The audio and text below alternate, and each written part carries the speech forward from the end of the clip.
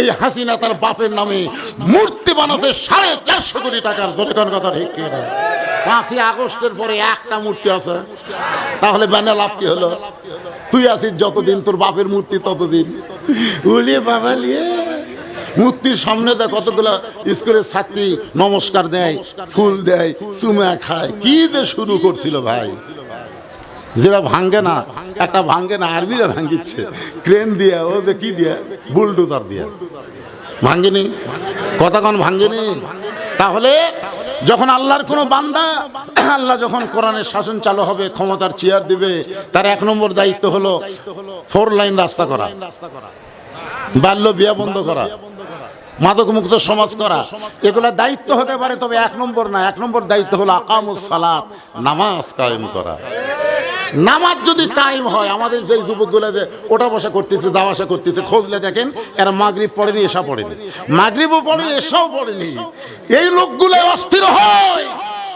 ইন্না সালাতা তানহা আনিল ফাহশাই ওয়াল মুনকার। একমাত্র নামাজই পারে মানুষকে যাবতীয় খারাপি থেকে বাঁচাই দিতে। জোরে কোন সুবহানাল্লাহ।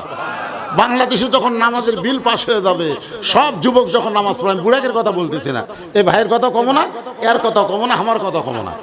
কারণ আমাকে আল্লাহ বলবে যে তোর শৈশবকালের বুড়াকালের কোনো হিসাব দেওয়াই লাগবে না, খালি যৌবনকালের হিসাব দেওয়া জান্নাত যাও। আপনার কি কন বুড়াকালের হিসাব আছে? সারা জীবন ঘুষের চাকরি করছে, বুড়া বয়সে চাকরি যখন নাই তখন তওবা করতেছে, আল্লাহ আমি আর জীবনে ঘুষ খাবো না, আল্লাহ আল্লাহ আমি আর জীবনে ঘুষ খাবো না। 2 কান্দে 2 ফেরেশতা কয়, আল্লাহ শয়তান কি তওবা করতেছে, ওর তো চাকরি নাই, এই ঘুষকুটি ভাবি। যখন চাকরি আছে তখন ঘুষের তওবা করেনি, চাকরি গেছে আর ঘুষ খাবি না। জুয়ান বয়সে কোনোদিন চুরি করবি না, তওবা করেনি। বুড়া হচ্ছে হাঁটতে পারে না, লাঠি হাত ধরে লিয়ে যায়, বুড়া কান দিচ্ছে, আর বলতেছে আল্লাহ আমি আর চুরি করবো না, আল্লাহ আমি আর চুরি করবো না। আল্লাহ কাছে চুরি করতে পারবো? তা আমরা বুড়া হলে তো ভালো হই রে, খেলাত পড়ে ভালো। জোরে কোন কথা ঠিক কিনা? কিন্তু যুবক, এই যুবক তোমরা জানো তোমাদের 1 ওয়াক্ত নামাজের দাম কত?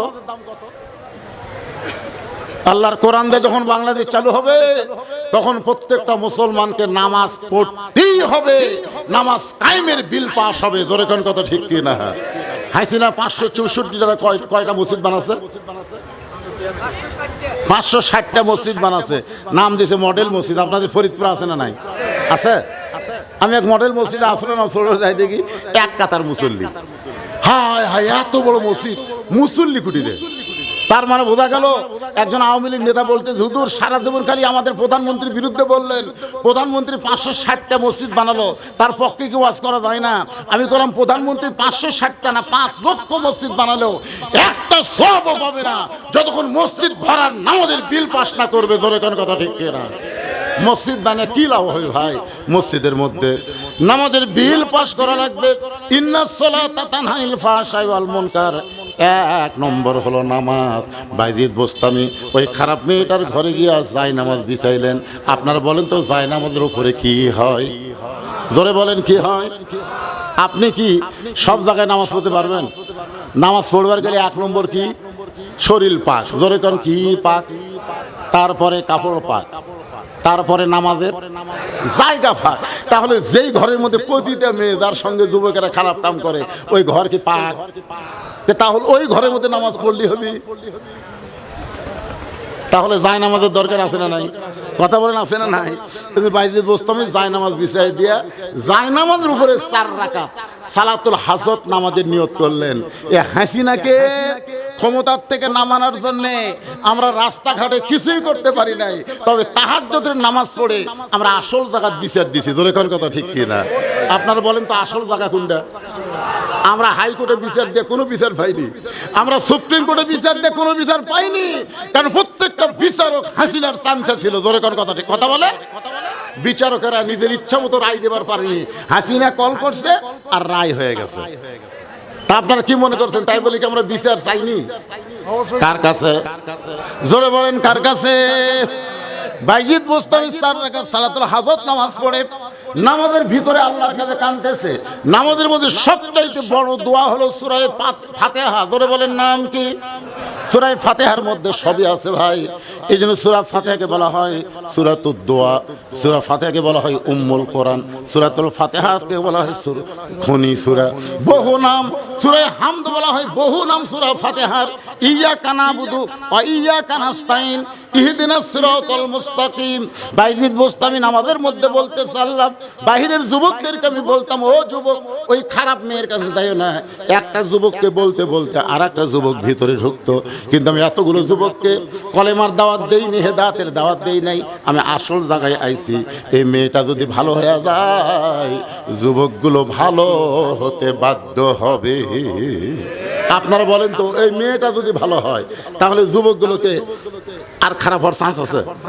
আজকে আমাদের পরিমণি, আজকে পরিমণি, আজকে মাহিয়া মাহি মৌসুমী, আজকে আমাদের বগুড়ার উপবিশ্বাস। এই যে খারাপ বেশি মেয়ে না, কয়েকটা মেয়ে যদি ভালো হয়ে যায় আমাদের যুবকগুলোকে আর ভালো হওয়ার ওয়াজ করা লাগবে না, বাধ্য হয়েই তারা ভালো হবে। জোরে কোন ঠিক কি না? একটু মনোযোগ দিয়ে শুনবেন। বাইজিদ বোস্তামি বলতেছে, আল্লাহ মেয়েরা হলো মায়ের জাত, মা যদি ভালো হয় গোটা সমাজ ভালো হয়ে যাবে। আমার মায়েরা যারা পর্দার অন্তর আছেন শোনেন, মা আপনাদের পেট থেকে যে সন্তান আসবে, এই সন্তান আপনি যেমনভাবে তাকে লালন পালন করবেন সে তেমনি গড়ে উঠবে। গানের মধ্যে বলেছে, বাবা আনন্দে মাতিয়া সাগরে ভাসাইয়া সেই যে চইলা যায় খবর লয় না, মাজন ধরিয়াই উদরে কত কষ্ট করে, 10 মাস পরে পায় প্রসবের বেদনা, এমন দরদি ভবে কেউ হবে না আমার মা গো। আপনার বলেন তো, পেটে বাচ্চা আসার সাথে সাথে মায়েদের একটা অসুখ বন্ধ হয়ে যায়, সে অসুখের নাম কি? আপনারা বুঝেননি? মেয়েরা প্রতি মাসে 3 দিন 5 দিন একটা অসুখ হয় কি হয় না? হয় না? যুবতী মেয়েদের হয় কি হয় না? পেটে যখন বাচ্চা আসে, আসার সাথে সাথে অসুখটা আল্লাহ বন্ধ করে দেয়। কি জন্য দেয় আপনারা বলেন তো? এই অসুখ বন্ধ করে দেওয়ার কারণ হলো পেটে বাচ্চা থাকা অবস্থায় মার যেন ইবাদতের কোনো কমতি না হয়, কারণ মায়ের ইবাদতের সাথে আল্লাহ পেটের বাচ্চার সম্পর্ক করে দেয়। জোরে কোন সুবহানাল্লাহ। মা যদি নামাজ পড়ে পেটের বাচ্চা নামাজে হবে, মা যদি রোজা রাখে পেটের বাচ্চা রোজাদার হবে।